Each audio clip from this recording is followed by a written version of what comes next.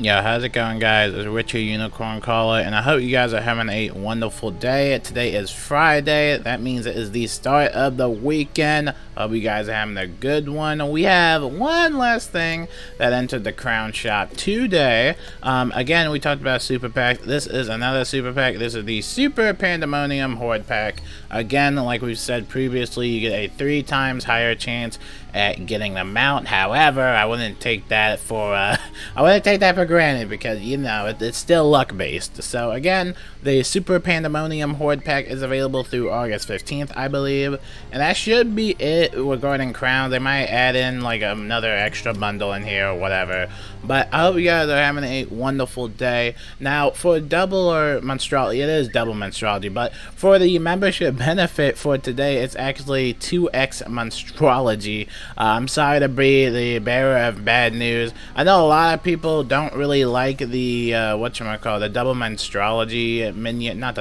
minions and stuff like that, but I know a lot of people don't like that membership benefit. And like we said previously, we talked about some benefits that should be like either like passive, like it shouldn't have its own dedicated day, and I mentioned that double monstrology, I believe, was one of them that should just be passive as long as you have a membership. Same thing with free training point buyback. I don't believe that free training point buyback should just have its own fixed schedule. I feel like that should just be overall something that should be passive, and similar to no energy fishing and double reagents, all of that could be passive. That doesn't have to have its own dedicated day. Now, I doubt that that would happen, but hopefully we can just hope and see what happens. But we're gonna jump right into the video. I have an interesting video I want to talk about. This is actually interesting. I just saw somebody all my comments talk about this. You know, I get all the notifications when people leave comments, even with older videos, and I saw this comment and it made me actually realize that they're actually right. There isn't really any type of autism awareness type of emoji. So if you guys don't know, they added in the new emoji system. They added in new emojis and stuff like that. However, I looked and there actually wasn't any like autism awareness type of emojis and stuff like that. So that is interesting, because I looked at that and I was like, wow, they're actually right. There actually isn't, which I'm surprised they didn't, because I thought that they would actually add that in, but I guess not.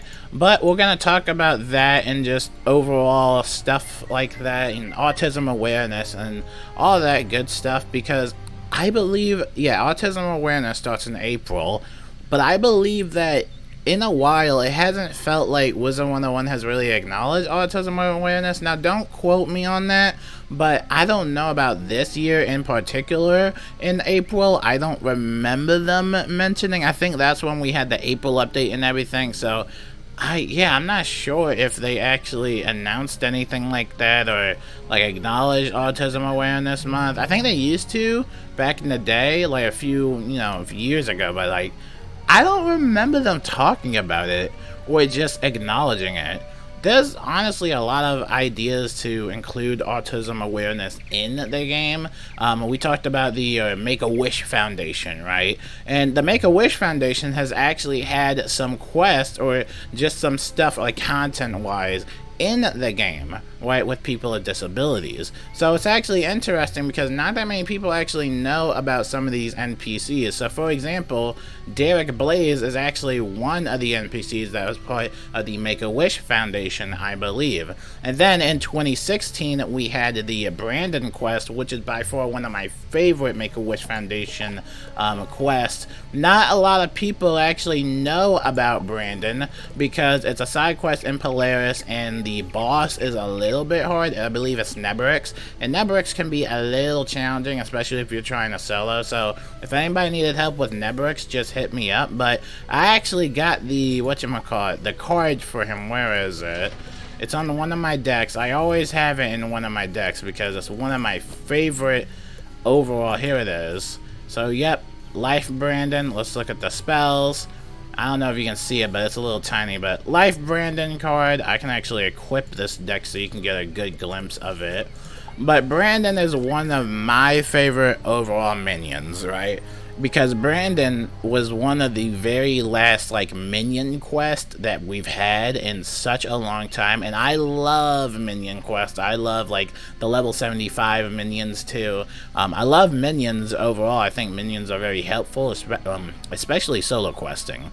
But yeah, that was kind of like the last minion, and that was kind of one of the very last like Make-A-Wish foundations. Now we had Derek Blaze, I believe in 2019 or 2020, I can't remember, but Derek Blaze was also a pretty good asset to the game because he actually gave you rewards for helping people in team-ups. So it actually kind of encouraged you to help other people in team-ups. I think that was a really great approach on the team-up situation and stuff like that, and also be a little bit inclusive of the game. And you can get his whole gear and stuff like that, but you have to get the team player badge, and then you can get the Blaze Fox. You have to be like a team, team leader, and then you can get the Sandstorm mount. You gotta be a team manager. I could buy this right now. I already did all that. And then, but certainly not least, you can get the Old Town Apartment. Now, in order to get the Old Town Apartment, you have to spend like 100,000 gold, obviously. But you can only get the Old Town Apartment if you're a team champion. So you have to be a team champion, or you have to be the team champion badge, which costs about 1,000. I believe it's like 500 or 1,000 teams helped. Like, look, I only got like 2,000, right? I can't remember the exact number for that, but again, you're gonna have to be grinding. And back in the day, early, you would see a lot of people in Wizard City help people in Wizard City. A bunch of max level wizards, they would basically farm for this team up badge, and they would just one-shot on the first round. I really hated it because I actually liked helping people across all the worlds. Like, you guys don't know this, but when I have membership and when I used to stream, when I had membership, I would go across all the worlds, and I would just blindly pick like any world. Like, if I had membership, I'd go like, what, Krakatopia, or, oh, we can't go to Krakatopia anymore because they did the whole level cap systems. But if I wanted to go to somewhere like maybe Celestia or something like that, I would help wizards out in Celestia, because I know a lot of people need help questing, and I know they wait in those team-ups for just god-awful too long.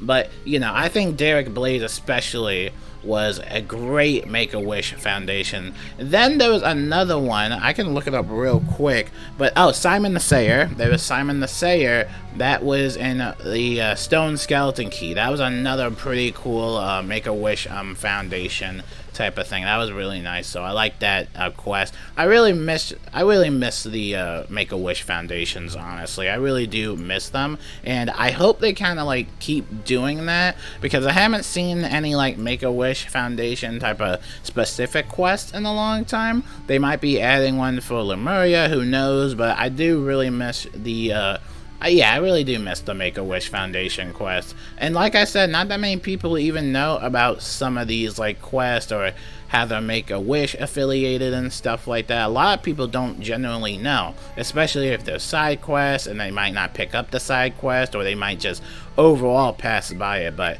personally, for me, I really like the Make-A-Wish foundations, especially Brandon. Like, me and Nicole absolutely love Brandon. This is one of my favorite minion cards, man.